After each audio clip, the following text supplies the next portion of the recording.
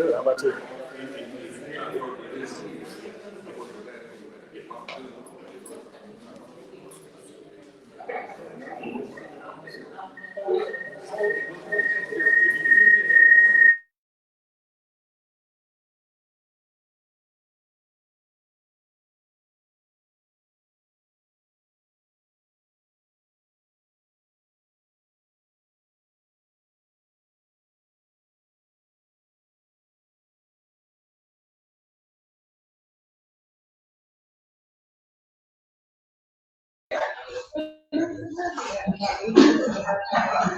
I'm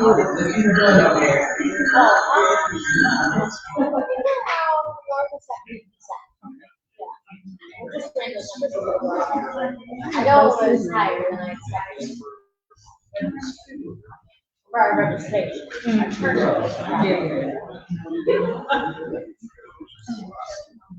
What is there? Wi-Fi? I have nothing. I'm spinning. Check the Wi-Fi bills. I just asked y'all what was the Wi-Fi and you guys put your feet.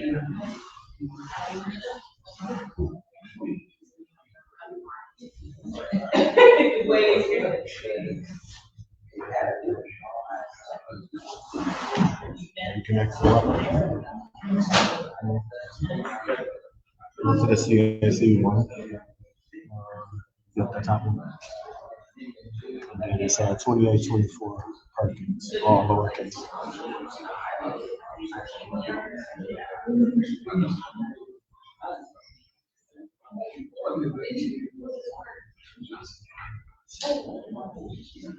Are you trying to share my Wi-Fi? It just kind of fun. You said I don't think so. Oh, mine are coming up on you. Oh, wait, I'm like.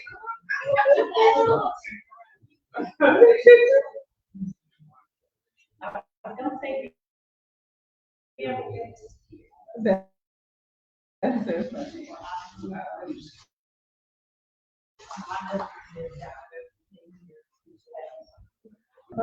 Oh, you got it? I opened up my email. See, that's all that happens. You know, you just want to rest. I'm still down over here. All right. Okay, so that's it. First. You said 28, 24.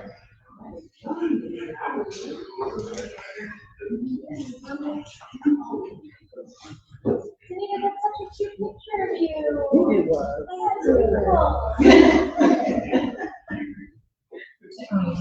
Okay, you said 28, 24. I got nothing. You don't need to use this, just let me know. Yeah. Didn't connect. Oh, wait, I put it.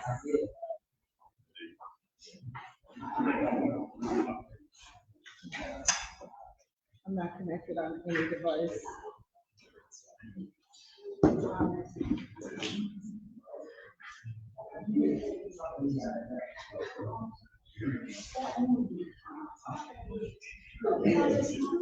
Wi-Fi 4 is just me. Okay, I got nothing.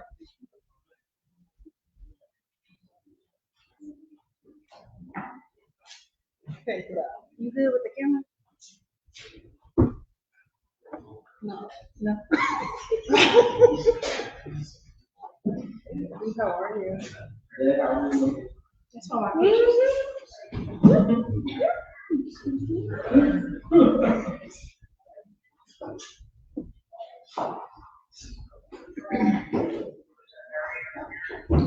had to take those. I was going to this one and trying to make something in 30 minutes. No, you have more than 30 minutes. So you would know. No, you know why? So I was make the roll up like, why would you do this? Yeah, these are all. You can go outside. Yes. Yeah, because you emailed them too. Did you email them? I emailed them March 5th. I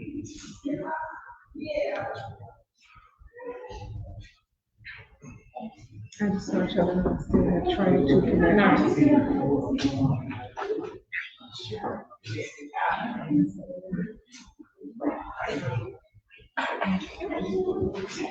got no level?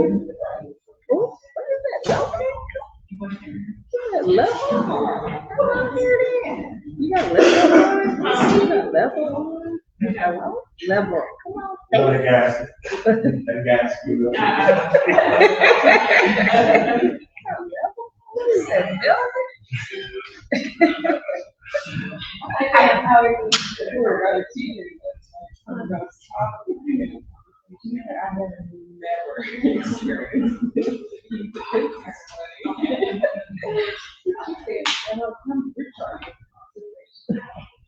All right. Greetings, everybody. We're going to go ahead and get started. This is the time to be respectful of everybody's time. Thank you all so much for coming out today. Thank everybody that's watching on our stream out live. Welcome to Election 401. We thought this was very important. This is something that we feel that the community will rally behind as far as getting more information about the election, how to vote, how to even register to vote. Because a lot of people don't know how to register. So we want to cover all the bases. And we have our friends here that are seated here at the table. Some very great people, knowledgeable people that will help our community really know what they have to know about this election. It's a very important election, very important. And so without further ado, we'll start with our Saginaw County Clerk. Listen. Thank you so much, Jeff. Thank you, CAP members, for inviting me. So my name is Vanessa Guerra. I serve as the Saginaw County Clerk. What that means is I oversee three different departments. It's all in one office. I oversee elections, that's what we're talking about today. I oversee vital records. That's where you go to get your birth, death, marriage certificates, CPLs, notaries, and also circuit court records, which is where you go to file any case filings for circuit court, civil cases over 25,000, family law, anything like that. But elections is my favorite one of the three, so I'm going to spend a lot of time talking about that today. A few of you have heard this presentation before, so I might sound like a broken record, but I think repetition is key to making sure that we remember these changes so we can go out and share these changes with our friends and family.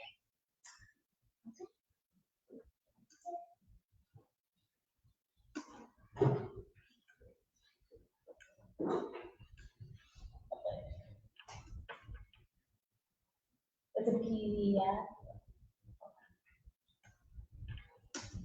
Okay, so the first thing we're going to talk about is early voting. So many of you may be familiar, in November of 2022, there was a constitutional amendment proposed. The Michigan voters passed.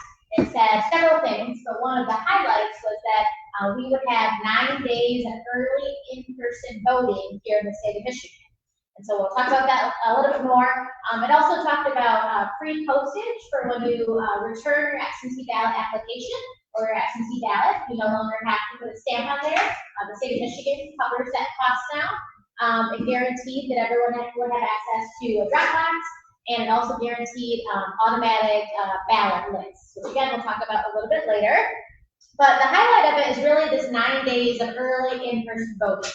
Now this is new to Michigan, but it is not new to the United States. There are several other states, about 23 of them, that have early in-person voting in some form. The only change really is that some states have as much as 14 or 28 days where they allow early in-person voting. Here in Michigan, we landed on 9 days. And what's really important to remember is that it's 9 days before Election Day, but it doesn't include the Monday before Election Day. So if you were to look at a calendar, and then the handout I passed out, which is very helpful, little calendar sample here that will explain when the 9 days begins. So it begins the second Saturday before the election. It goes all the way until the Sunday before Election Day. So take a look at that calendar. The early voting allows an individual to actually insert their ballot into a tabulator. So if you're somebody, the way I like to explain it, if you're somebody who really believes in absentee voting, if you really like the thrill of election day, being able to put your ballot in a tabulator, this allows you to do that. And so, unlike absentee voting, where you're completing a ballot and you're dropping it off to your local clerk or you're mailing it to your local clerk to give them to tabulate, this time you will be the one that actually tabulates your ballots. Our location for our early vote center is at 618 Pack Street, so it's adjacent to the courthouse. If you know where the courthouse is, then you should be able to find it. We selected this building for several reasons, one of them being that it is centrally located, so all 30 jurisdictions in Saginaw County can utilize this site. And so we looked at traffic maps, we looked at population centers, and the city was still the best source, even though we talk a lot about how the city is losing population, it still has the largest percentage. And so it became a great location for us to house the 9 days of early voting. The other thing that we really like about this location is that it's very secure. So it used to be the sheriff administration building. So the sheriff and the detectives, police officers operated outside within this building. So there are cameras everywhere. And because the county owns the building, we were able to change all of the locks on the building, which is really important for us because we wanted to ensure that no former employees still had locks or still had access to the building. And so we were able to completely control who has access to the early vote center. It's also very safe and secure because it's across the street from the sheriff department, so they're only a phone call away if we need them. And on the second floor of this building is actually where 911 operates out of. So they're very connected. They have a, oh my gosh, what's the thing if your power goes out? Generator. Generator, thank you. They have a very large industrial sized generator because obviously we don't want 911 to go out. So it's helpful that if we had to use that, we would be able to utilize that. And as I mentioned, it's open to every registered voter. The key there is registered voter. So this is not the place to take someone if they are not registered yet. If you have a young person or any person who's not yet registered, you want to take them to their local clerk. They can actually register online, but the closer we get to election day, at that point you have to meet some additional requirements. So you'll want to take them to their local clerk, not their early vote center. It is open 9 to 5, with Wednesday being our late day, and it's open 11 to 7. We gave a lot of thought about that because we thought maybe there could be more late days, and we could change it. But what happens with the 9 days is that it encompasses 2 Saturdays and 2 Sundays. And so we felt that because 2 weekend days, or 4 weekend days, were being included in this, that 1 late night was sufficient on top of those 4 weekend days. And there's also free parking. So I know normally the courthouse has the gates. The county commissioner was very kind and passed a vote that said that we would allow free parking during the days of early voting. Up a little bit. Is there one more? Nope. So one of the other major changes I mentioned was when it came to absentee ballots. I mentioned that the postage is now covered when you're returning your ballot or when you're returning your application. But the other change I wanted to talk to was about the automatic ballot list. So how many of you here are on the permanent application list and you receive an absentee ballot application sent to you? Okay, a couple people. So that list will be going away at the end of this year. And the only way to continue to get something automatically sent to you is by signing up for the automatic ballot list. So the automatic application list will be ended at the end of this year. But if at any point in 2024, you check that box that says you want to be added to the automatic ballot list, instead, once you do that, you will get a ballot sent to you automatically for every election. Something that I like about this is that if you're, obviously I pay a lot of attention to elections, but if you're somebody who maybe doesn't always get a chance to pay as close attention, you'll always know now because a ballot will be sent to you automatically. And so I think referring to especially those small special elections that sometimes there's not a lot of coverage on, and people forget about them, but now you'll automatically have a ballot sent to you so you won't forget.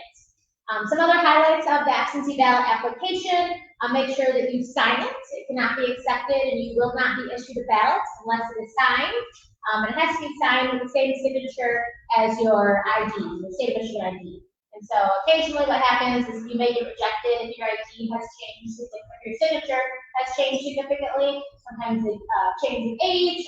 Occasionally people have a stroke and that has changed their signature. So if something like that has happened, you want to update that signature.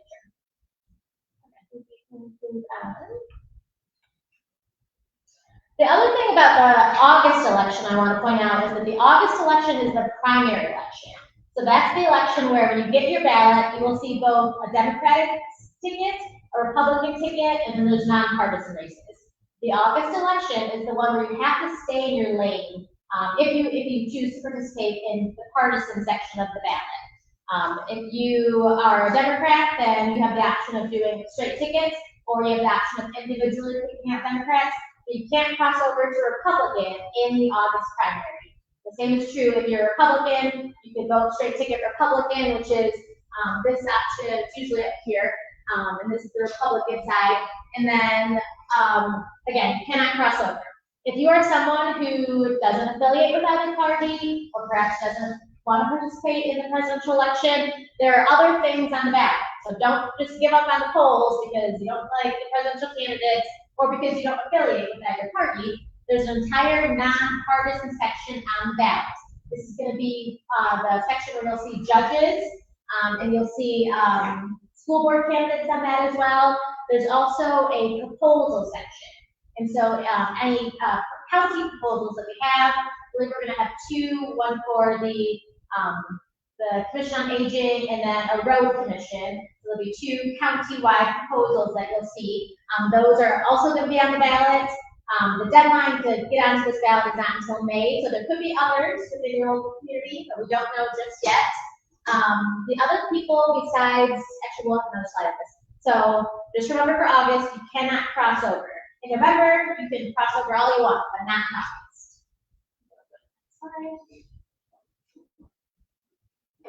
So these are the contests on August. The filing deadline has not filed yet, so I don't have an official candidate listing of the individuals, but I know for certain these are the major races that we'll see. And if you remember, in August, it's the primary, so we're choosing who will best represent that specific party. So Democrats will vote for whoever they believe will be the best Democratic candidate to run the U.S. Senate. Republicans will select who they think will be the best Republican candidate to run in the U.S. Senate. That's true for all of these. And then the contest where a Democrat and Republican will face each other is not until November.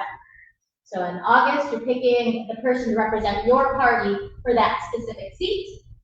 We have a representative Congress, the 8th district, which is, many of you know, is an open seat this year with Congressman Hurley retiring. We have the state representatives who will be running. All of the countywide offices, so your county prosecutor, that is the way to think about that is the county's attorney. That is the person who represents Saginaw County and the state of Michigan in prosecuting or charging individuals for crimes here in Saginaw. The county sheriff, which is, of course, a law enforcement officer. The county clerk deals elections by the record circuit court.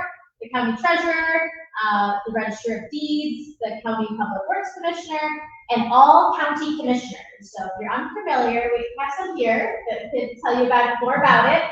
But the county commission is the board that oversees Saginaw County and all of the different agencies and departments within the county.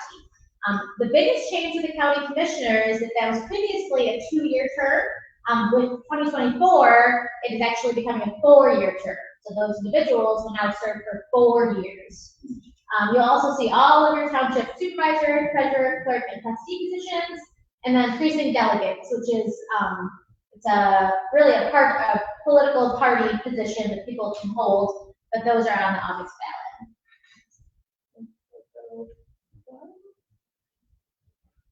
Another major change with absentee ballots is that you can now bring them to your polling precinct to drop off or to run it through the tabulator or the early vote center. So prior to the constitutional amendment, the only option was that you could mail it, use the drop box, bring it in person to your local clerk. Now, if you would like that absentee ballot that got mailed to your house, if you like the luxury of having it mailed to your house, you can sit down and review the candidates, take your time with it. but you also really like the sensation of running it through the tabulator, you can now bring your absentee ballot to your polling precinct or to the early vote center.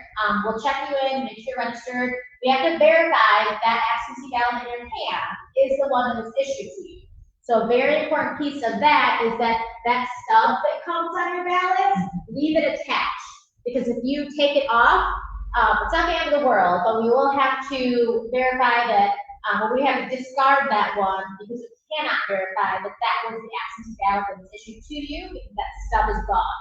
So leave the stub attached, but you can bring it with you now. And then I always like to remind people to make sure you sign this, and make sure, particularly if you live in a household and you and your partner both utilize absentee voting, make sure that your ballot that is in here is your ballot and not your husband or wife. Every single year, every single election, we have couples that accidentally switch them, and then we have to reject them. And understandably, they get frustrated, but that's, you know, we take this very seriously, being able to verify your ballot. So make sure it's your ballot, make sure you sign it. Let me go ahead, another slide. In short, Tuesday, August 6th will be the primary. Early voting is going to start as early as July 27th. So it's a very big change, certainly for us in the clerk's office, because now we're operating a polling precinct as early as July, that will run through Sunday, August 4th. The permanent application list is ending. Be sure, if you'd like, to sign up for the permanent ballot list. The August primary does not allow you to cross over. And if you choose to vote by absentee, you can drop it off in the drop box, put it in the mail for free now, bring it to your local clerk, or bring it with you to the early vote center or to your polling location on election day. I think we might be one more. And then in short, if you leave with anything today, let your friends and family members know there are now 3 ways to vote in Michigan. You can vote early in person at the early vote center. You can vote by absentee ballots, or you can vote on election day from 7 to 8 p.m. So, a lot of information here to answer any questions throughout the day, but yes. I have one question. Can you please give me the dates for the last time that you can sign up for the permanent absentee ballot? So it will be, it's the end of this year. So the law says it just expires at the end of 2024. So if you did not check that box on your application in February, you'll get another application in August, in preparation for August. So you can check the box at that time. You can also sign up online. And it should be, I will double check while we're sitting here, it should be available now. But you can sign up for the permanent ballot list by visiting michigan.gov/vote as well. Yes. Okay. All right, thank you so much.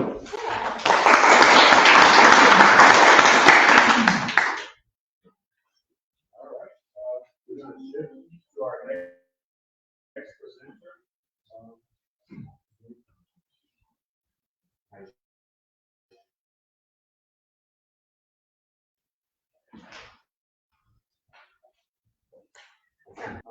Our next presenter, without further ado, I'll introduce her. She is from the League of Women Voters of Michigan. She's been so much stuff out. Thank you so much. Her name is Karen. Thank you, Jeff. Thanks for the invite. And so I am here representing the Saginaw County League of Women Voters. And what is the League of Women Voters? We promote political responsibility through informed and active participation in government and to act on selected governmental issues. In short, we're a nonprofit organization, and we have 2 primary purposes: to advocate, lead policy, and things that the league has adopted as issues in our state and local communities, and then to educate and register and mobilize individuals to vote. And so the league, Saginaw County League of Women Voters, is one of the oldest leagues in the country. The total number of league members is 360,000, and the league was founded February 14, 1920. In Saginaw, our league historically has been very active over the last maybe 15 years. I'm gonna say 10 to 15 years. The president of the league, Cheryl Smith, she's very ill, and so maybe about 2 years ago, the league kind of reactivated. And by default, I just want to make sure everybody understands that I'm the president of the league. Okay, and so we have a number of initiatives that we are responsible for, but in fact, we're just taking on a couple at a time. But voter registration, voter education, registration, and voter organization is our primary focus. So I'm going to quickly talk about our structure. In Saginaw, we focus on voter services, advocacy, and we have candidate forums. Under voter services, now this is something that I want everybody to really focus on, because this will help your neighbor who may not understand or know they're not registered or not. But if you look at the QR codes that we have in our signs around the room, and it's going to come up on the screen, you can go to voteform.org and find out, number one, if you're registered to vote, look at your own ballot, and then you can determine what your elected officials, what their responses have been to our questionnaire. So we will send out questions to all of the elected officials in Saginaw County, and hopefully they'll respond to our questionnaire, and you will see their positions. You should vote for them. But if you choose not to vote for them, you just stay at home and look at vote411.org and see their response. And so under voter services, again, we have voter education, registration, and mobilization. Vote411, again, it's your personalized voting information. You'll see what's on your ballot. You can check if you're registered, find your polling place, discover upcoming debates in your area, and much more. And so that 411.org is only as good as the information that we put into it. And so we have to make sure that if you know any debates or informational sessions that are going on in our community, let us know. And here's the link to Vote411. If you go to the next slide, you'll actually see the QR code. And if you check that now, yes, check it and see if it works. And if it doesn't work, I have a major problem. And then try to get in your address and see if you're registered. You don't have Wi-Fi in here. The building, our room service is a big fire. Excuse me, I have service at work. Vanessa says it works. Thank you.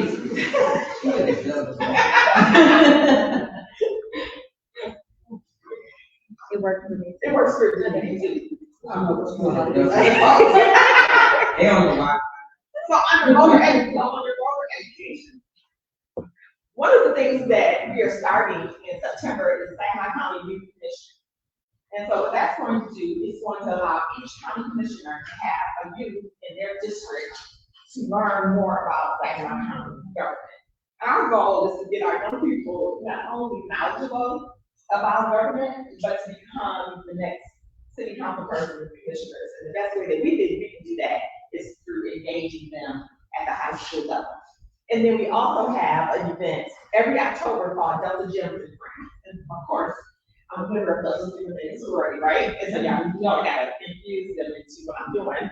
And they are going to go through a series of county departments to learn more about what's going on at the county level.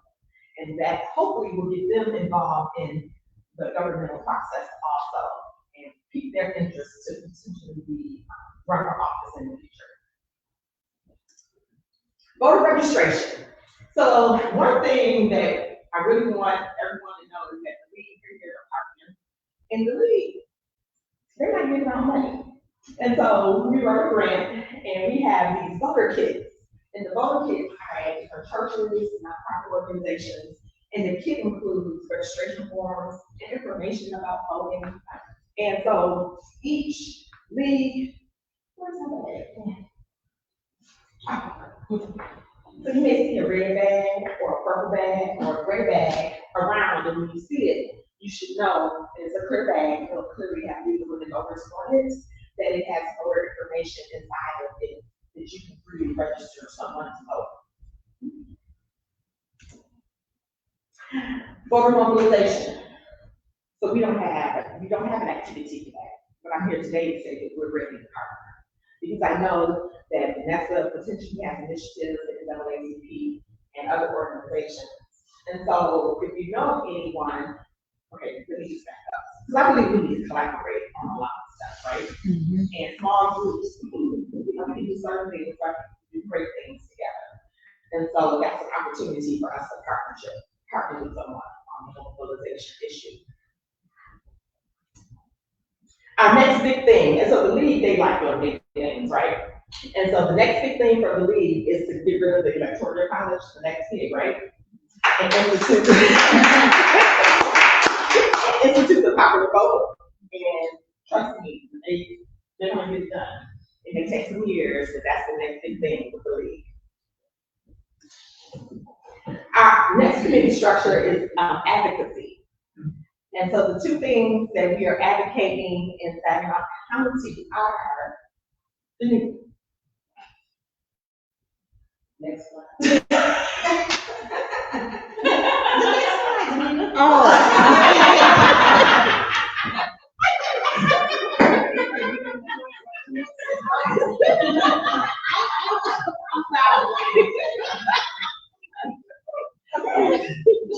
So everybody's heard about what's going on and so that's one of our initiatives, is not to advocate against banning books.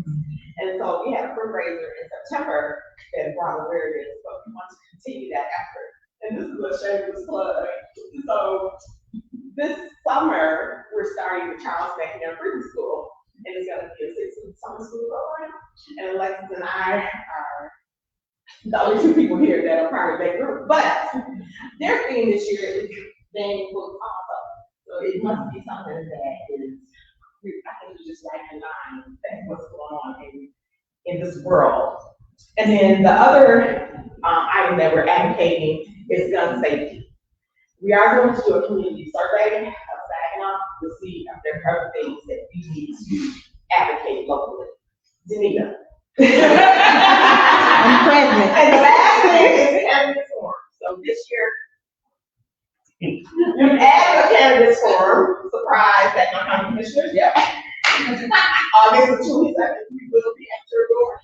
We're gonna try to have it in the commissioner's office. We haven't confirmed that yet in your boardroom.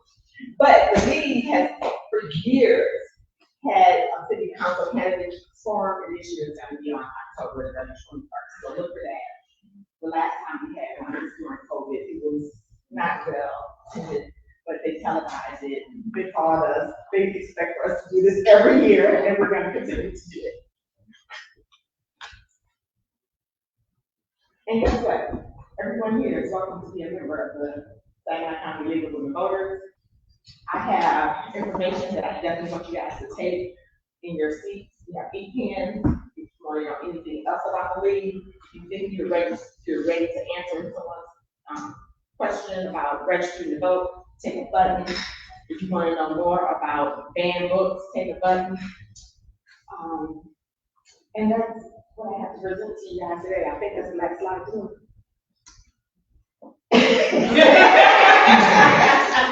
Does anybody have any questions? You know what I really wanted to ask before today, how many people had not heard of Saginaw or the League of Women Voters? Okay, so everybody else had heard of it. Okay, it's a great organization, busy bodies, right? But I do want to acknowledge our members, the members who are here today, because you may be surprised. The local makeup, Janita, Arshin, you all want to raise your hands, and Lisa Coleman are all members of the local league. And we have a lot of work to do, but we're going to get it done, right? Right. Yeah. Thank you, guys.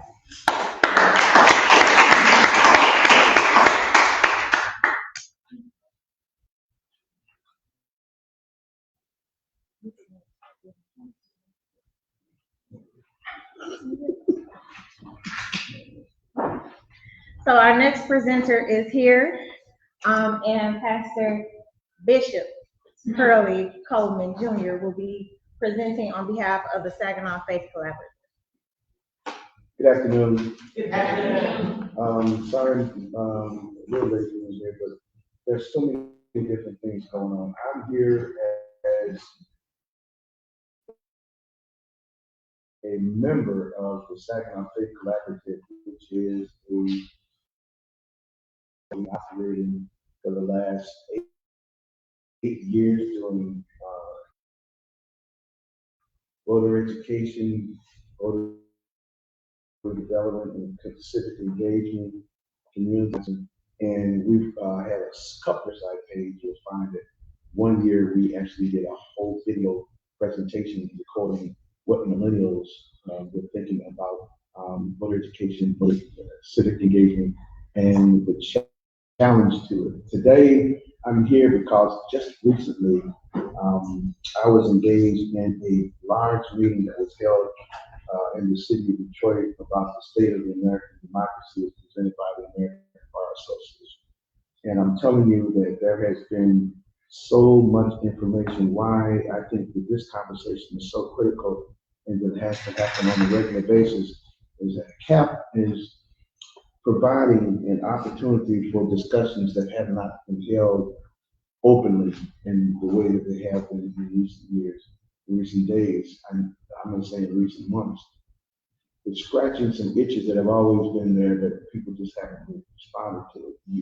Most people don't realize that the total number of votes just in the urban communities in the state of Michigan, just the urban communities, and that's a catchword, it's a buzzword, urban communities really often means us, African Americans, Latino, and people in lower income levels. There are enough votes in the urban communities alone in the state of Michigan to impact any election at any level. I'm going to say that again. There are enough votes, potential voters alone in the urban communities in Michigan to affect any election at any level, which means that if there was an opportunity to really engage potential voters, that community it could actually elect whoever it wanted to elect. The studies show that less than 1/3 of millennials consider it essential to live in a democracy based on the recent study. Less than 1/3 of millennials consider it essential to live in a democracy. Why is that? What has happened in our country, in our communities, to make it create a situation where people don't think democracy is important? Because democracy isn't what democracy says it is, or they don't have an impact, or that democracy doesn't really affect them.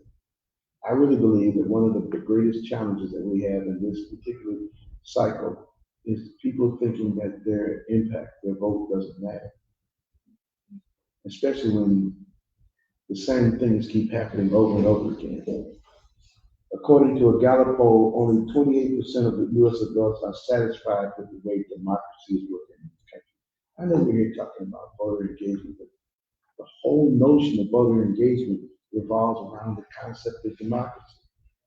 And if we don't focus in on democracy, really, the candidates are less important than democracy. The candidates and the parties are less important than what we describe and what we expect our government and our country to be for us. Yes. Approximately 38% of Americans support authoritarianism as a response to the direction of democracy in the state. Just under 4 in 10 Americans agree with this statement. Because things have gotten so far off track in this country, we need a leader who is willing to break some rules if that's what it takes to keep things right. No, this is not somebody, this is a Gallup poll, actual. The percentage of people who agree that because things have gotten so far off track, true patriots, we have to resort to violence in order to save our country.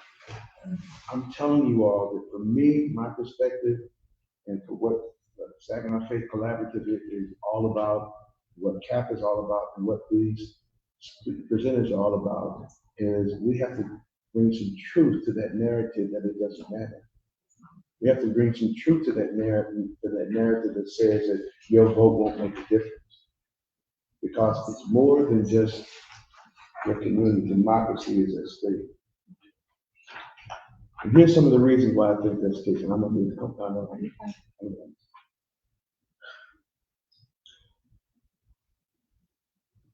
1 in 6 adults, United States adults, based on a 2023 survey, cannot name the branches of government. 60%, 66% of US adults could name all 3 branches of government, while 10% could only name 2, and 7% could only name 1. But 1 in 6 people couldn't name any branch. What does that mean? What does that say about civic education? What does that say about civic literacy and who we were expecting to provide that? That same survey said that 62% of those same people who couldn't identify the branches of government say that democracy is at risk because they say democracy is not working. If there ever was a time when it's critical for us to find ways to begin investing in civic literacy and civic engagement at every level, it is now. I mean, we can't wait to see if the fire is going to start so we can put it out. It's already burning. And that's the urgency that I think CAP felt, and those who are participating in this felt, the urgency of why this conversation has to happen. And it has to happen, it has to happen in as many places as possible. And it has to happen with unferreted honesty, unrestricted truth, spoken by people who are courageous enough to not care what happens. Somebody asked me, said, Pastor Coleman, why are you always getting involved in stuff? You know, don't you know that that's going to put a target on your back? You know what I told him? I'm 70 years old. I've lived with the target on my back. So what's new about the target on my back? I'm just concerned about who's got the gun shooting at me. And I'm not trying to be negative. If we start thinking about what has happened in previous years, and now what we're seeing in the judicial system, what we're witnessing happen every day, you can understand why the United States is now ranked 26th in the world Justice Project based on the rule of law. 26th. The Pugh Research Center says that 63% of Americans have little or no confidence at all in the future of the U.S. political system. The fire is burning. We've got a few of us that got some buckets of water, but the hoses need to be connected so we can get people engaged. And it starts in a conversation like this in the joy. I, for one, am willing to put myself in a position to take whatever slaps I gotta get. I'll be very transparent about it. I see the commissioner. That's my commissioner. Michael Webster is my personal commissioner. I voted for him. I helped. And I know this is not a partisan event, so I'm not going to be partisan at all about what I'm going to say. I'm just going to say that I've been very exposed to partisan politics, and I've told the truth. And it has caused a ripple effect. I'm finding out, you all, that our enemy is not them. Our enemy is us. Because we are the ones that inhibit our own ability to do great things together because we don't know how to unify. And it's time to stop that. I don't care what one thing we get together on. If we find a way to get together on one thing as a community and think for our community without thinking for ourselves, then we're gonna work toward what democracy calls for. And that's why this conversation is so important. Thanks.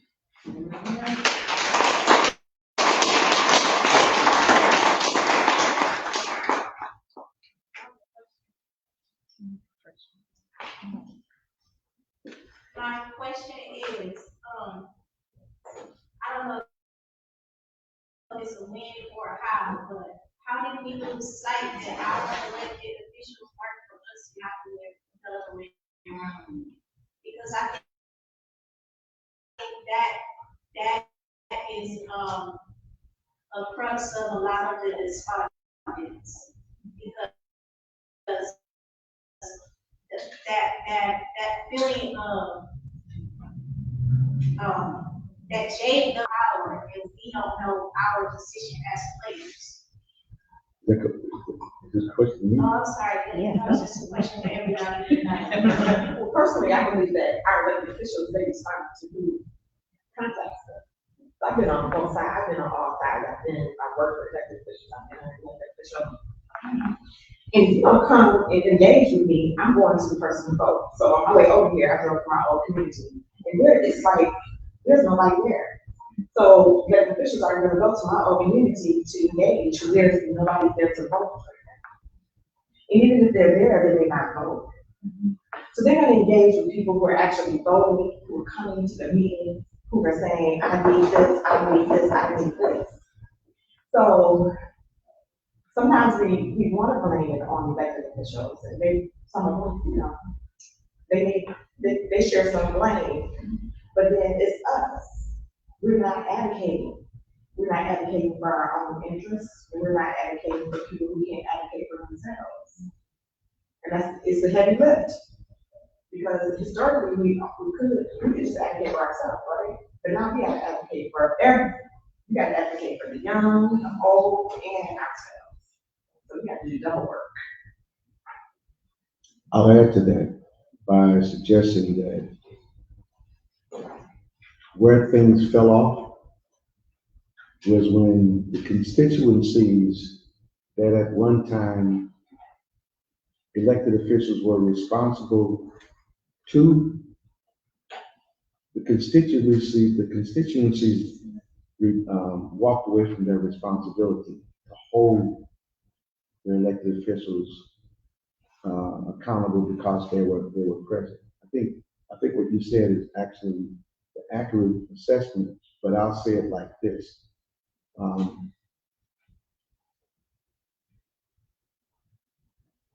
The political environment, democracy now is like capitalism. And it flows toward the money. And the money in politics is votes. And so the politicians flow towards the votes. Our challenge is when we stop thinking that it mattered, we stop mattering and making it matter. So now we've got to make us understand that if we want to matter, we've got to matter. And the biggest, I promise you, if it's possible that we could find a way to explode the vote in the urban communities, the next time anybody wants to be elected, they would have to go where the votes are, which is what they're doing now. If you look at the records, and look at the voter turnout, they're responding to who votes. And I think that we can't blame the system, the persons, the politicians for what we're not doing. We can't hold them accountable when we do what we're supposed to do. They may not be what you want. I think we have a perfect opportunity with early voting. Because historically, we had to squeeze it all in one day. But now we have 9 days to mobilize and get people to the polls.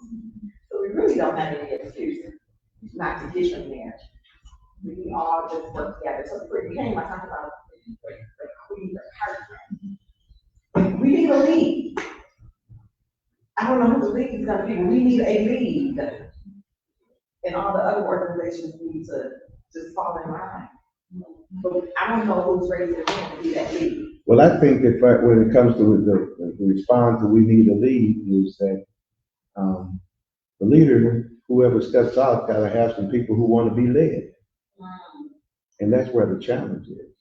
Because there's some people that don't wanna be the leader, but they don't want anybody else to be the leader either.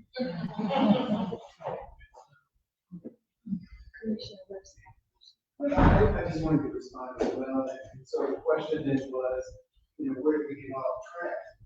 Well, one of the things I was speaking with some of our young people at Saginaw State University last week, and I asked them the question of, can you define a public servant? Think about that. Can you define a public servant?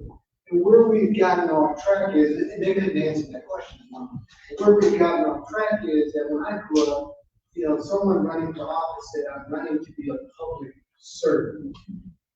I'm running to be a public servant. And so to me, what that tells me is that in heart and mind, they're out for the community and the greater good. And so the obligation then that we have as voters is, who are we voting for? And are we asking that question? Are you a public servant, or are you running for title, some sort of recognition, and some sort of enrichment? Enrichment means money in your pocket. And so we have to ask the candidates that, and we have to demand then that they understand what it is to come to the table as a public servant, because that impacts their vote as well. They don't vote for single item issues that then are going to enrich one person. They're voting then for the greater good. And that's what public servant means. And so we've gotten off we've lost what that means in that definition as we think about who we vote.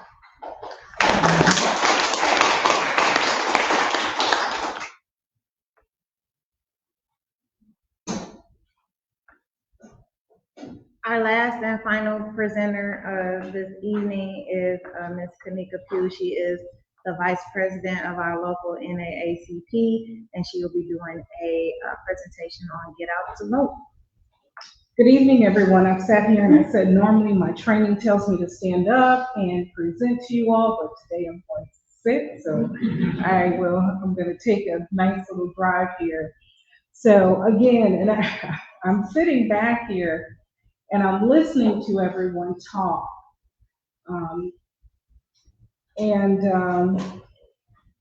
We talk about who is the NAACP. I've been doing the NAACP pretty much a good majority of my life. So when League of Women Voters, Ms. Karen says what they are, I said, no, who are we? Because I know what I do, but to define it. So I just want to take us back a little bit. So we're talking about an organization that's been in existence since 1909. That's a long time. And so what is it that we do?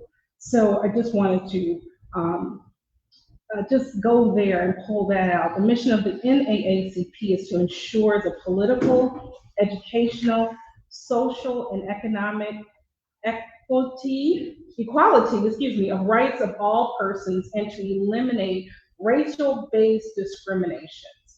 So, we always have to check ourselves and refresh. We have revivals, right, Pastor? Mm-hmm. And so we just sometimes have to step back and say, who are we? So I had that moment when you defined. And so with that being said, the Saginaw branch has been in existence for 104 years this year. And so I just wanted to point those out. So I'll be honest and transparent. I threw this together. Rhonda can attest. I call Rhonda, I need content. I don't have it. So I had to pull something together. But our president did, Terry Pruitt, he does have, a really good plan that we've come together, that we pulled together as a branch, and with some action behind it. So we're not just, there's action here. So we're not just throwing it up here. There's some content here. So, all right, I'm driving with Danita, okay? Had to look over and see what's going. So you know, everyone needs to be a vocal champion for voting. So we talk about who is the leader, who's going to take this. You know, we got to start with ourselves first, and we can stress the importance of voting regularly.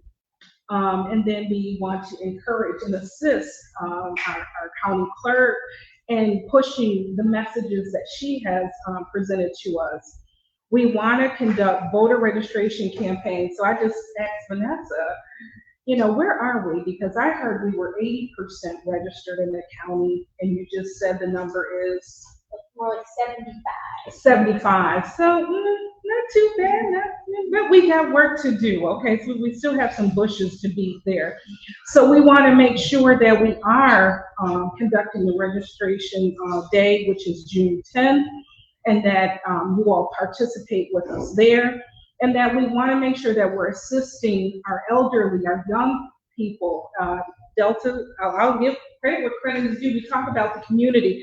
So the Deltas, ladies of Delta Sigma Theta, just had a, what was it? It's at the high schools, Delta Days. I'm not going to describe your program. Let me get out of there. But anyway, again, that was informing young people about voter information, political aspirations, so on and so forth. So we want to support those, and we want to do our part in the community for that. So we're going to implement a pre-election telephone campaign. That's August and in November. So some of this, you'll see me in the presentation. It speaks to the church, but we're going to all be the church today because we are, you know, we're all the church, you know. So, but we want to make sure that we remind people to vote, not just in the church, but in our organizations, out in the community. We just, again, doing our part. I'm going to skip this. We want to promote transportation assistance on election day. And that gets a little sticky with nonprofit organizations and churches and what we can do, what we can't do. So again, we're going to need those details because there are some legalities in transportation. But again, it is still doable. So we want to be carpooling. We want to be able to check on our elderly members, again, our elderly family members, so on and so forth. So we want to post that sample ballot.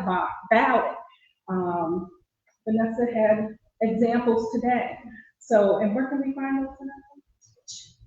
We can provide them. So like last year, we brought samples to one of the NAACP meetings. So anybody, once we get close to the election, we'll have them. Yep. So we'll have those sample ballots, and we want to blast those all across Facebook. So again, that leads us into text messaging and that campaign. So those are examples of some of the campaigns that we'll be doing. And again, friends and family, we talk about that person who's going to be doing this. It's each and every one of us that's going to be doing this. And then we're going to be actively participating in campaigns. So we are looking for people in the community always to be a voice. On the radio, we do the radio ads, so on and so forth. So we're looking for volunteers. I think last election, we posted up, if you will, at SBRC, and we had different community members come in and speak and do the plea to the community to come out. All right, this is a little rough on the eyes. This next slide, let's see. Okay, but it's a plan in here, okay? So we have the pre-election day mailing, and we're going to complete a minimum of 3 mailings, July through October. We're going to issue release news summaries, explaining why it's important, why it matters to vote, and that's 3 or 4 interviews from July to October. We're going to conduct the radiothon. Again, I spoke to that just a few minutes ago. And again, last year it was at SBRC in the lobby. We're going to do on-site outreach to voters at targeted events and locations. So if you have those events, we want to be there. And you see the list here, just a few here: Eastside Soup Kitchen, the African Cultural Festival, Gospel Fest, any of those major events, the block party. CAPS block party, we want to be there. We want to, again, continuing to utilize the radio station to do those blitzes, if you will, but 200 monthly, 60-second spots. So again, community leaders, we're looking for individuals to do those. Okay, let me look down at Karen and Vanessa. Okay, we're going to secure major billboards for PSAs. And so we are working to get the contract for 6 billboards, and so you see those locations. We're going to co-sponsor the candidate forums. And again, in the past, I think there was one done with the League of Women Voters. So we want to. So again, we can drive, we can ride, and we just want to make sure we're doing our part. Conduct extensive 30-day social media. You keep hearing social media. We know the importance of social media and the impact that it can have.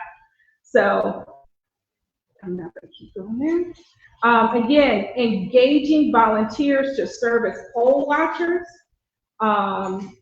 and transportation. And again, poll watchers, and we will have come August and November numbers that you will be able to call in if you see any inconsistencies, weirdness, weirdos at the polling locations, okay? But we want to make sure that we're reporting them and doing something about it. We're not going to just take it, see it and not do anything about it.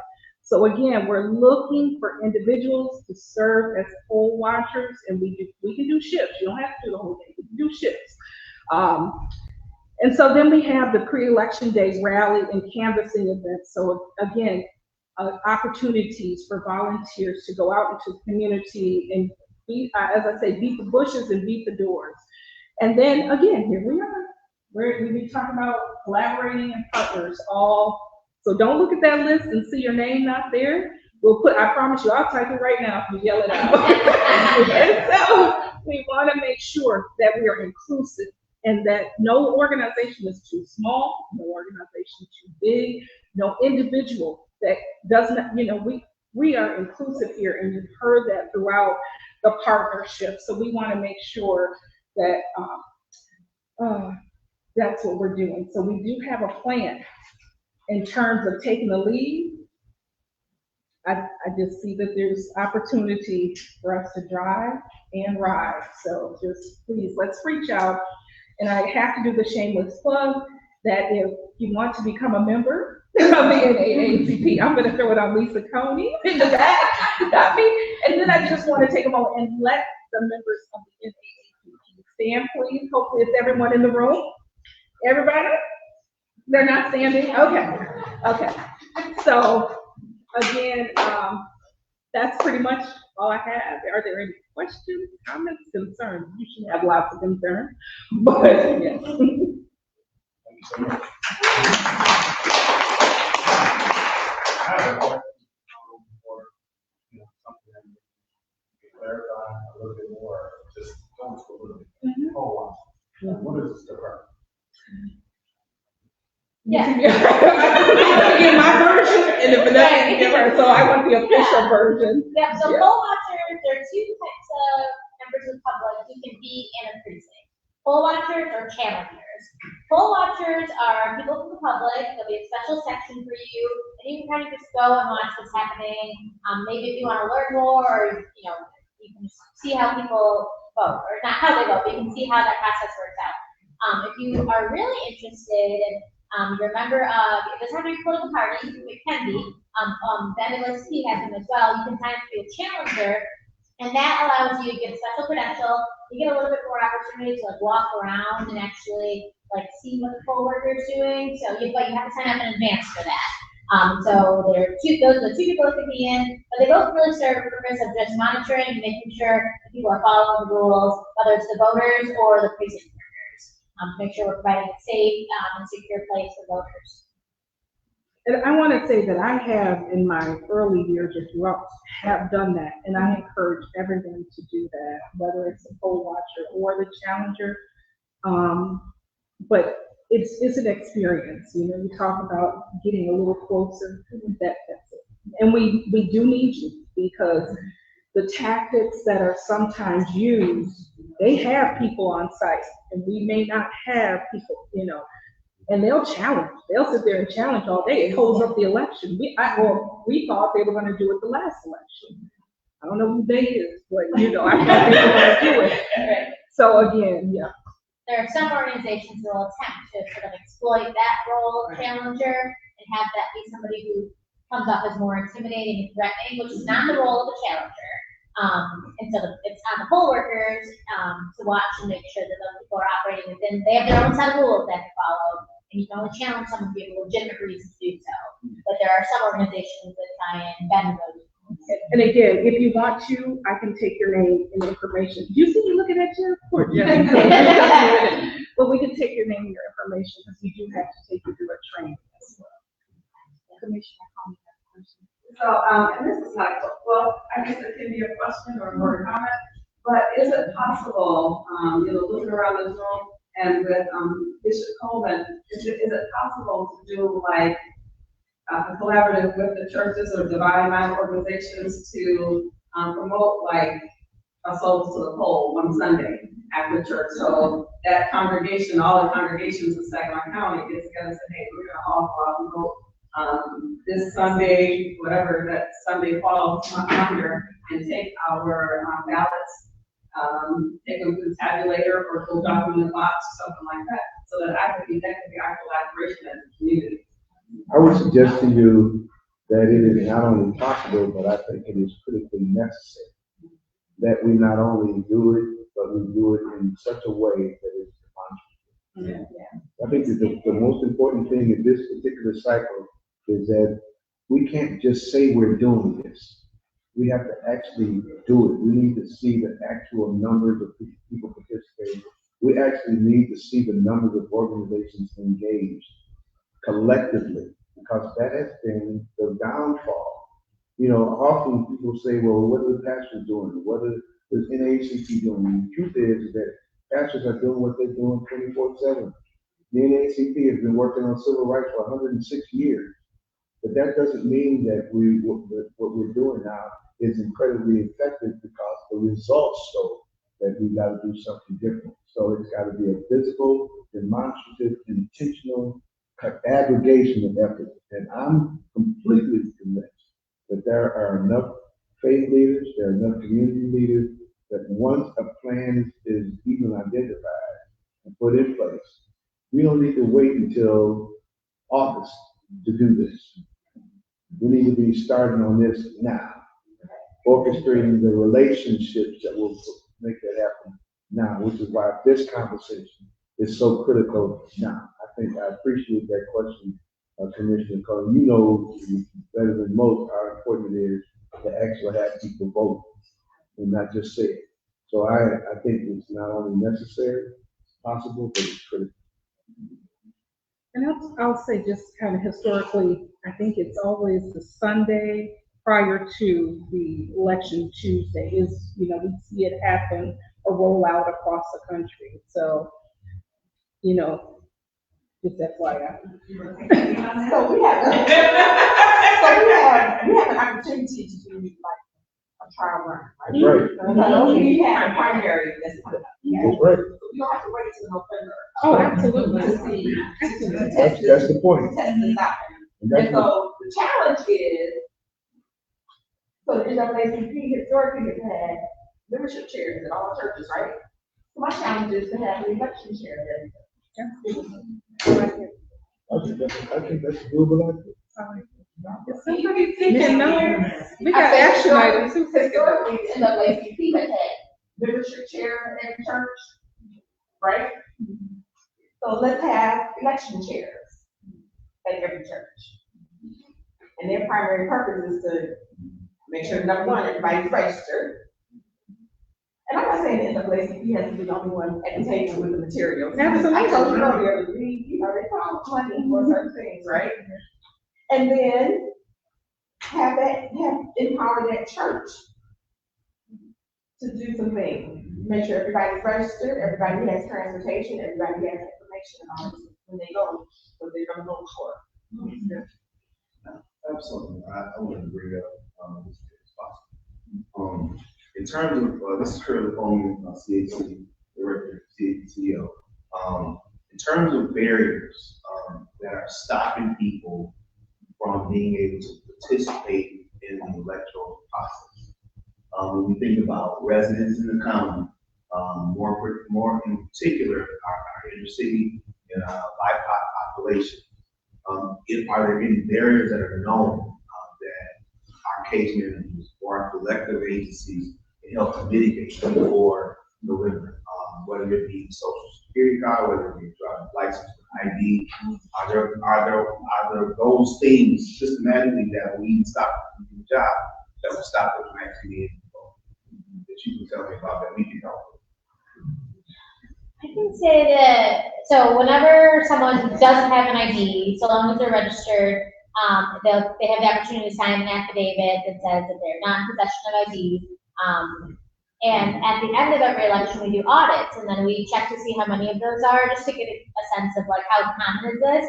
And it's not very common. Most, I would say, more than 95% of people who participate have ID. So the ID issue, I don't think in my experience, has not been our biggest issue. I think our biggest issues are transportation. I think that people not being able to get to their polling location. But I also think it's a lot about education, because if you don't know what's on your ballot, and you've never met any of the candidates that are going to be on your ballot, there's nothing really pushing you to actually go vote, because you don't even know what's going to be on there.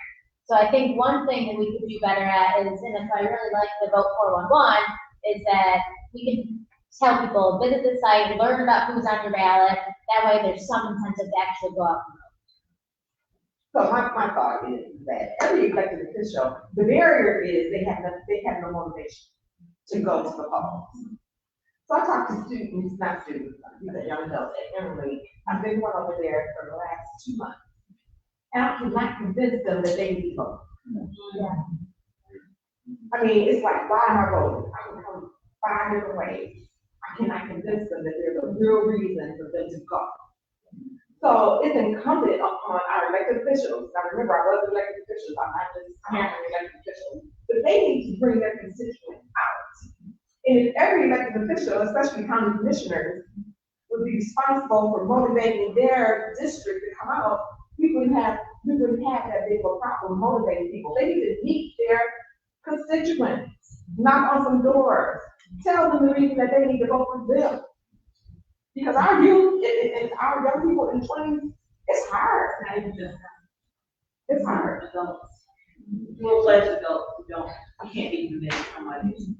I agree. They are jaded, and we're not talking about that. You know, I get it, but people are jaded. So, like, there's a reason why people are responding in this heartbeat. I'm sorry. You know, I think it's really good for you doing this type of session.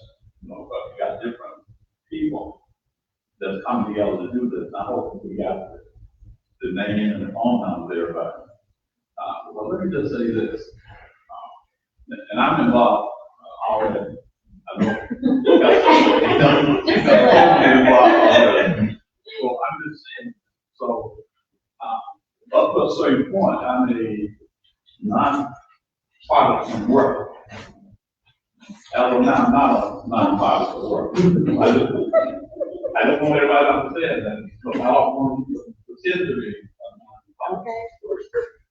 I see some candidates in here now that I know I'm going to be obviously involved in it. And I will be talking to Pastor Coleman some more, but I know he's working every day the way he works, and I'm working every day the way I work. And when you talk about the pastors, I think we pull this thing back closer together. You know, and I'm not going to explain all that, but there was a time when we his daddy, Vermont, into something else, they had what they call the North Carolina. And we sat down and said, what the best for community? And that's what we worked on, what best for community. So at some point, I was in the chair of the political action group of the NAACP.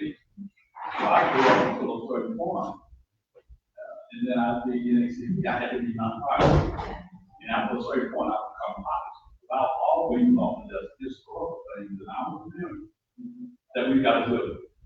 If we don't do them, we fool ourselves.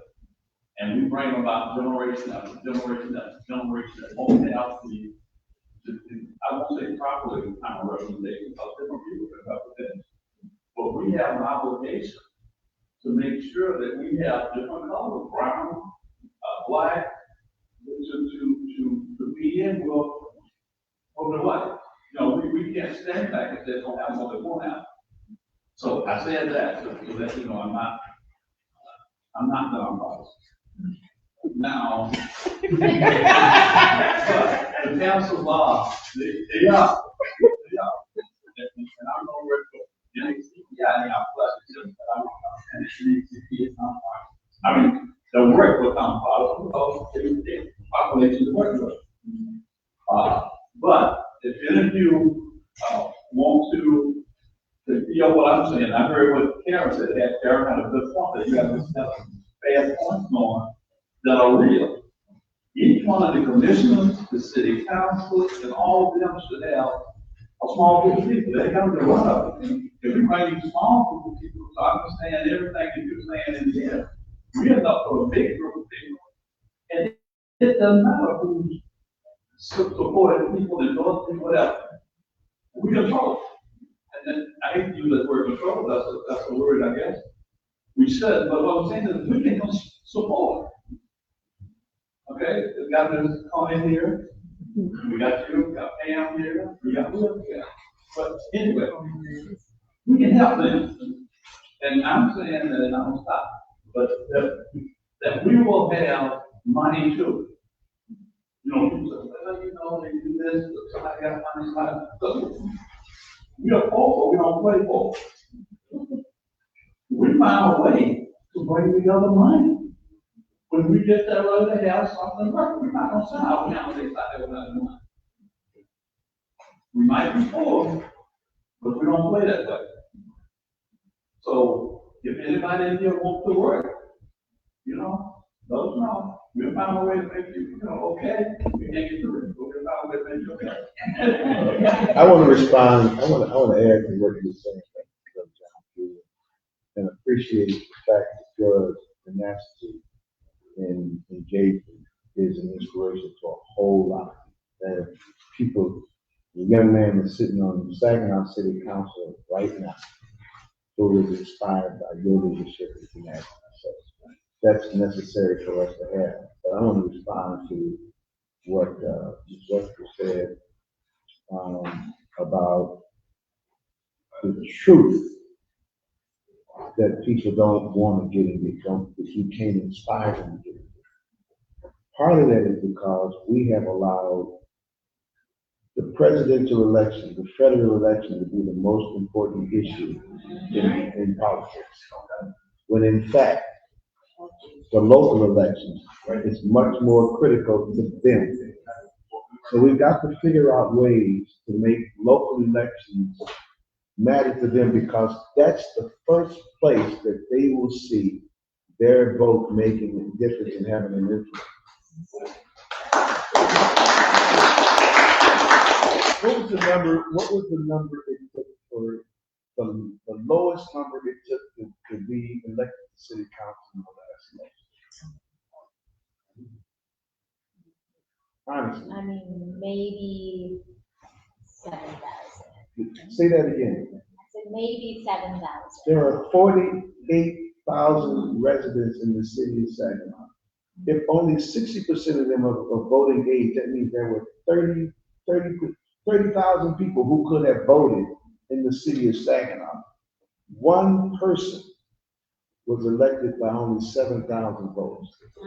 If we just took all of the members of every church and decided who we wanted to vote for on city council, county commission, county clerk, prosecutor, sheriff, treasurer, state rep, state senator, every commission, that number, that's what I'm trying to get people to see, is that If one election was won by 20 votes, you and your family are the reason they didn't get elected.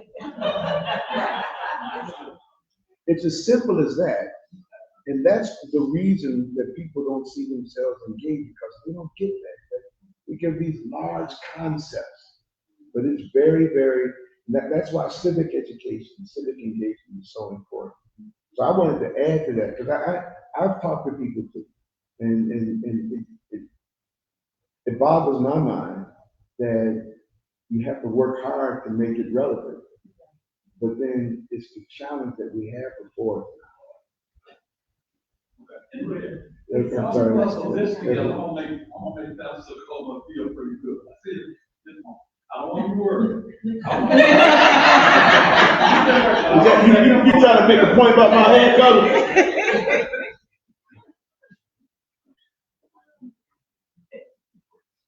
Go ahead. Two questions. I want to, can I go back to TJ's question? And I want to say that we have, you might have said it, it's a piece, the education piece. That when we are encountering your clients, that somehow, some way, there is that voter education piece, that there is that opportunity for us as community centers, as we're serving our community, to reach out to them. So we do need to make sure, how do we hype the people that we come in contact with daily, hype them up and get them ready to go.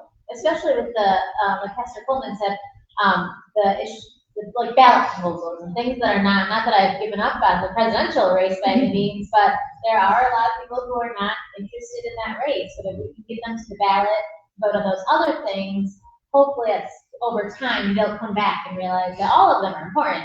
But if they only want to vote for the local, we'll take that too, right? And those pieces are easier to explain than, you're not going to get a president. I mean, you've met the president, but you're not typically going to get a presidential candidate that comes and wants to talk to you about issues. You're a bad example.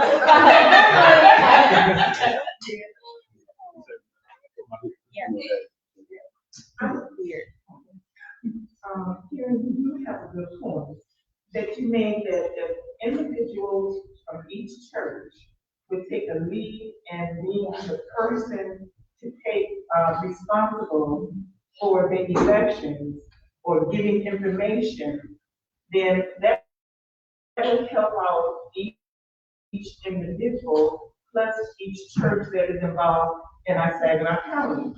Now, for myself, I have been doing that ever since I've been working for GM. First, I started off with APRI, knocking on doors and becoming a precinct delegate. And I have been a precinct delegate all these years. Also making sure that I have the information to inform the people at my church. And most of the people that I get myself involved in are the seniors. And believe it or not, they've been looking forward for me to bring information like Ms. Vanessa gave, and I'll go to their house, I'll sit down with them and go over it. I'll make sure they have an absentee ballot and make sure it's signed. I can't sign it, but their son or daughter can, but make sure they are being informed. And believe it or not, if I do not come with information, they'll call me on the phone and say, Brenda, what happened to you? We're looking for you, we're not talking to nobody else. So once you win the confidence of seniors, they believe that you're gonna do the right thing and give them the information. I had one lady who was about 82 years old. She said, I never voted absentee ballot because they steal the vote. I said, well, that is not a true statement. I said, I vote now absentee ballot because I'm working the election and I do not have time to, run around and try to vote. So I said, matter of fact, my husband, my son, we all vote absentee because they're on the road and sometimes the polls will probably be closed by the time to make it back to Saginaw. When I finally convinced her, she convinced her husband to do a good job. But anyways, then she convinced her daughter and her son-in-law. So I'm like, I am so happy that you can stay inside your house, look at your ballot, and make sure you're making a decision that this is for you. Not me telling you who to vote for. I gave you the information and you can weigh the facts on what candidate you would like to vote for. So I think it is a key thing with having individuals at each church be responsible for doing that, and all we need to do is have the information available to give those individuals. You don't have to set up a table or anything like that. I did it by just calling on the phone, making sure first if it was registered. Number two, do you need a ride to the poll? Number three, how can I help you to understand this much better? And whatever I do not understand, I said, I know somebody who knows somebody who can help me understand. Yeah. And so we have to be able to engage with people to let them know that we do not have all the answers, but we have a lot of commissioners, we have a lot of elected officials. You can call them up personally, they will call you back. A matter of fact, the seniors, they love to hear from our commissioners. They love to know that one of our elected officials, girl, guess who called me yesterday? And Antonio called me and said, for real, I wonder how did he get your number? And it's just that simple. Just to know that they're out there and they're listening to you, make the seniors feel much better. So we can all do that, very simple. And what else I want to tell you?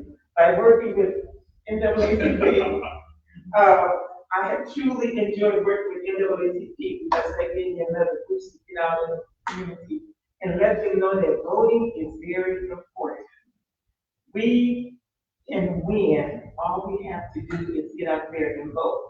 And it is true, even from the standpoint of GM, one vote made a difference because that's how we was able to win some of our negotiations when we negotiate, that's how we are able to win. Together, we stand, divided, we fall. And so we can all come together as a community and uplift one another and let them know this can be a positive election.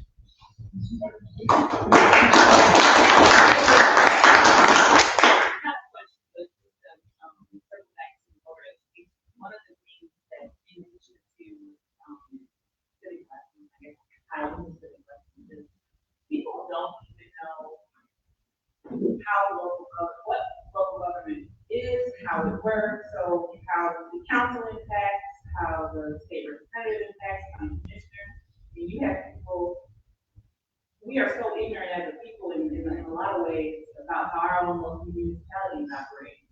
Hey, we gotta go elect the mayor. And just little things like that. So helping to educate how all of our elected officials within our community, how they impact, what they do, how they serve, it needs to be education. I need to say that's good. We really need to do that. And then we get so very long. That's how government goes. Yeah. You know, yeah. And that's us. Each one of us has to come look, go vote. And then we'll tell you, you got to hold it, you're responsible for who you voted for. Well, I hate to say it, we have got to be before you have pointed this out. And I know Mr. Peter, she's been out for a long time and doing some individual things. But that's where we have to be individual. And we have to talk to them, educate, but we also have to tell them, look, this is how you're going to vote. You know, whether it's at the poll, whether it's absentee, whether it's either one of them, but we got to be responsible for every cycle of voting and make it historical. And another thing is, you got to tell people, look, we're interested in office. Well, that's the primary is important for us. You know, don't wait till November. You lost your people. You got to hold in office. And we'll have to get that. Jim had a question there. Okay. I'm just gonna say, when she already said, with us, it's all in the family. And my wife, with her being so involved in voting, it's like, the boys, oh, you gonna vote. I mean, there's no doubt about it, you're gonna vote, but she's gonna make sure that you get an absentee ballot because you work out of time. She's gonna make sure there's an absentee ballot, and you gonna vote. I want to offer this too for the conversation, because you alluded to it, but I'm gonna call it what it was. It was a family institution. The institution of family was one, and our children was one of the great indicators or teachers of civic responsibility, as well as other institutions. And over the years, we've seen a real erosion of institutional, not only authority and integrity, but institutional engagement. And so there's this generation that we're talking about now, the youngest generation that's able to vote, has less confidence in all institutions, in all the previous generations. The institution of law enforcement, public safety, institution of education, institution of government, even the institution of the church. It's because it's been jaded and it's eroded. So there's a lot of places that we need to work hard, but collectively, we work together, we can shore up that relationship with people and institutions and so the connection. So I don't want us to think that it's just one group that needs to get out there and fix this. And it's across the board. There's a major group that we have lost. And so what are we gonna do about it? What are we gonna do about the young people who are not engaged? How are we going to even interact with them? I don't know where to hang out. I'll tell you what, I got about 4 of them that tell you that we were lost. We want to talk to you. 4 young people that's saying that's what they're like. They're actually young people that's saying, we know what's going on. That's what you want to say? No, I don't. Huh? I didn't vote. I didn't vote. I didn't vote. You said we want to vote. Are they gonna vote? That's what they're saying. But do they? I think it comes differently when it's a young person speaking for another person. But what are we, I guess I'm asking, what is the plan for that? I appreciate the senior citizens, we got that. We're gonna vote, you know, you can ask. I like what you're saying. But what are we gonna do to engage? We're gonna find them, how are we gonna encourage them, how are we gonna make sure they vote? And I'm not saying we can answer that question, and that's the most important issue on the table. I think it's more important to determine what's important to them. You can't ask someone to show up and vote for you if you don't even know what's important to them. You can say, you should go vote for what? And so if I don't know what's important to you, I can't convince you that you should do something. If I can't convince you that Lisa Cole is a great person to vote for because she's the Saginaw County Commissioner, then you're concerned about this, or so-and-so is running for city council, and everybody's been concerned about Ojibwe being close to the community, and if you want that to change, you need to get people in office that vote according to what you want. And so if we're not engaged or listening to what's important to them, you'll never get them to show up to vote. If you don't take the opportunity to build a relationship, let me tell you something, Karen, I voted for you when I could vote because I knew you from when I was a child. And so I built some type of connection with you. I understood your character and who you were. And if candidates start getting out there and getting to know these people and them getting to know them, they're not going to vote for you. They're not going to. Sometimes I can show up. I ain't going to say that. But at one point in my life, I only showed up because I knew who was on the ballot. I knew I needed to vote. And it's really bad stuff. We're gonna look ahead this time. Rhonda and So actually, I kind of said what I was thinking.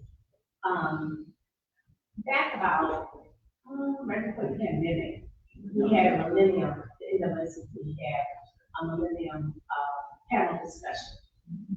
And, we had millennials who were part of that panel.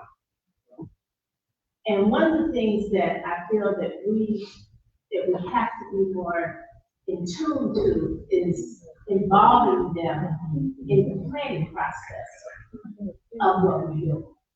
We can't do it for them and say, you need to do this and do that. They have to be a part of that. And because of my connections that I've had over the years, I went to those individuals and I went to some of the other ones that they were connected to. And that's how we planned that. We had a good turnout. They were involved, well, Ms. Rhonda, what you want me to say? No, this is what this is. And so we need you to address this with your peers. And that's what we have to remember, is to make them part of the process. And one other thing that I have to say that bothers me, and I think that that's another thing that hinders us with them, with our younger people is when we say, okay, no, we're not happy about the candidates that we have, or, but are we gonna say that? Because when we say that, we're also saying, you don't have to vote, because we'll have anybody. And that's defeating the whole purpose of what we're trying to do.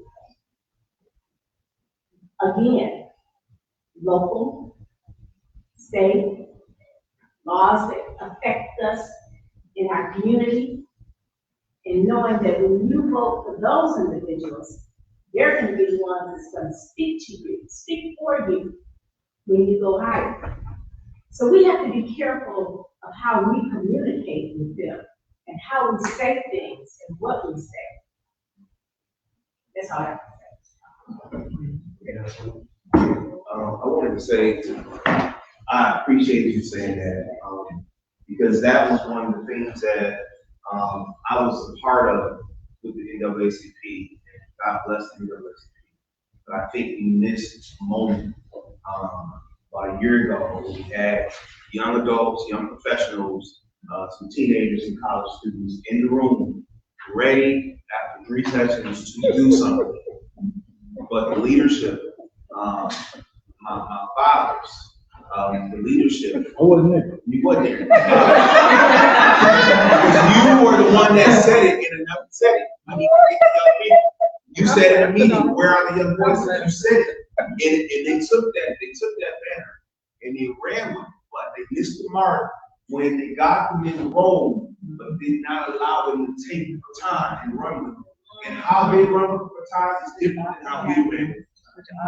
We have to let them run the baton the way they want to run it, because a lot of times they are wanting to be at the table, but their voices miss and their actions are missed because they don't even feel included.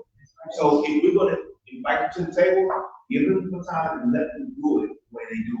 TikTok now is available, Snapchat is available, and how we have forums is not the way they're going to have forums. We got to let them get them the knowledge and the tools and the equipment to have the process, and then let them have the process. And they'll draw their own method. Some people said, well, they said a couple of them. And I want to say, I wasn't there, and not to, but I apologize, because you are not the only one that I heard that from. And it's very disturbing and disheartening when we say that. Like, the scene was set, and the lights just didn't turn on, and nothing turned out in there. So, but I wanted to point out, and we do, and I kind of breezed through that, we have a component for millennials and Gen Z voters. But I'm glad that I will take that information back, because I don't think I've ever communicated it, in our meetings. But it's very important that when we get them in the room, that we cannot miss the mark. We have to capitalize and cash in on that moment. So, but there is a component for not just millennials, but Gen Z as well. So we have to remember. I have like 2 comments and then a question. I don't want to miss what Karen was saying about, and Ms. Coney, Commissioner Coney, about Souls to the Polls, because there are 2 Sundays that fall within that early voting in August. There is Sunday, July 28th. There is Sunday, August 4th, where all the churches can take their congregations right after church before they go eat and get our people to the polls for the primary. There are two opportunities for early voting in the primary time in August, which is very important that we can get all of our congregations to the church to vote. 2 Sundays, Sunday, July 28th, and Sunday, August 4th. So that was one comment. My other comment is, in this election, everybody in this room is saying how important local elections are, and you are right. We have 6 city council seats open in November. We have 3 Board of Education seats open in November. As our county clerk already stated, all of the county commissioner seats are open. the county clerk, the county treasurer. All of these important positions locally will be on the ballot this year. And it is very much important that we get our people engaged and that we get our people out to the polls to vote in this election. And my question is actually for the county clerk, because I see in the city of Flint, they do a lot of voting and voter education inside their county jails with people, because that's something else that if we could start in there and get that population while they're in there and start to get them in tune to how important voting is that something that we are currently doing? Is that something that we plan to do, and how can we do more of it? Yeah, we did that in 22. Terry Pruitt, president of NAACP, he reached out and he worked with me and the Lieutenant Rasco over at the county jail. And so we went in and first Lieutenant Rasco found where everybody lives and then asked people to sign up because we had to meet with them and explain an absentee ballot application and all of that. So she got the list to us, and then Terry and I went in there and helped people fill out their application and got them ballots so that the ballots could be taken to their local clerk to be delivered. So we plan to do that again we did it in October last year, so we can plan to do it in July before August, and then October before November. But that is something we can do that we have done, and it was actually, Terry took the lead on that, and I was just able to partner with him, but we'll definitely do that again. Let's say something on that. Because my told you I'm not nonpartisan. Yeah. Partisan, nonpartisan. I'll go wrong when I say to you, who vote for what they should not like. That education, talk about history and talk about where we're going. So let's not just go with like talking about this room and let them think of how they're gonna do it. Let's be a part of educating them on the people around here. You know, the other people here that you gotta tell them, wait a minute, these people are interested in you. And the other thing I'm gonna say is I'm gonna talk to the sorority fraternities. And I'm glad to hear them talking. You know, that's one of our best media coming up in this election. Is this a partisan statement? I know, I'm lost. Is this a partisan statement for me to say that this past election for the federal government was the first time in 50 years that there hasn't been an African-American representative in federal government from the state of Michigan. Is that partisan? No. Yes, okay. Is there something wrong with me as an African-American, as a black man, saying to people that for the first time in our lifetime, we have the opportunity to see black African-Americans competing for electoral office on the federal level? Is that wrong? No, it's not wrong. And I think sometimes we get fearful when we say 5 and 1, 2, 3. So the legal women voters have a strong diversity and inclusion policy. It is strong, and they are definitely nonpartisan.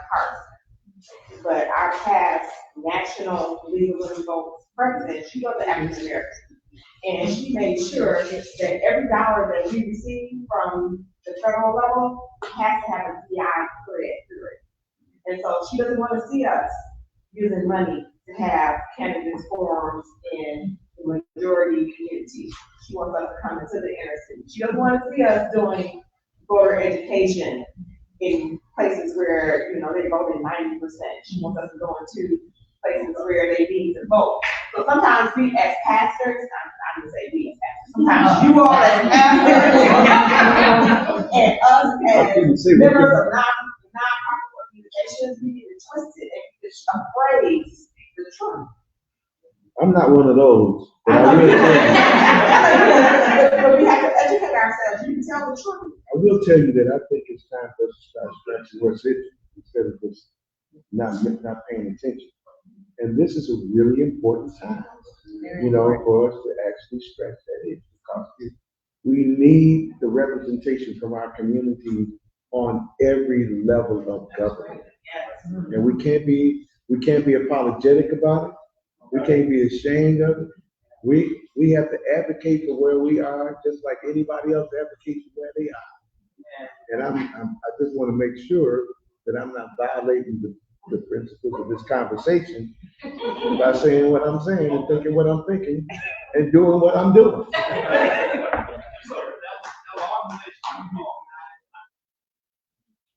And they have endorsed. They have endorsed, and they don't hold back, they're not apologetic. And so we get that through, hey, give them $1, give them $2, but also listen to them, they're gonna tell you to go.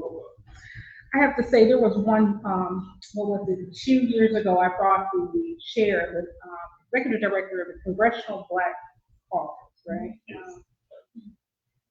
I went to look for his constituents to come and surround him. There weren't any. We didn't have any Black congressional leadership in our state. It was embarrassing. I couldn't go get them. And so it was very embarrassing.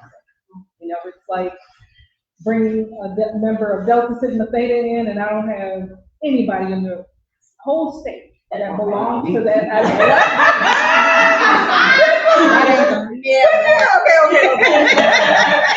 Rhonda, I'm working on it. You heard that, right? I'm working on it. But again, it was disheartening and humbling, and it was not good. It was not a good feeling.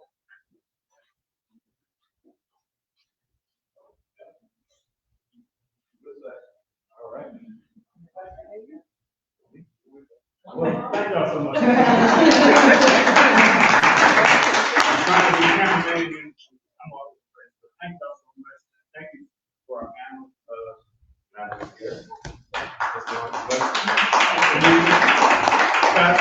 so much. My biggest miss, please take our snacks, no one take them home. And, our fruit, everything. But again, thank y'all so much.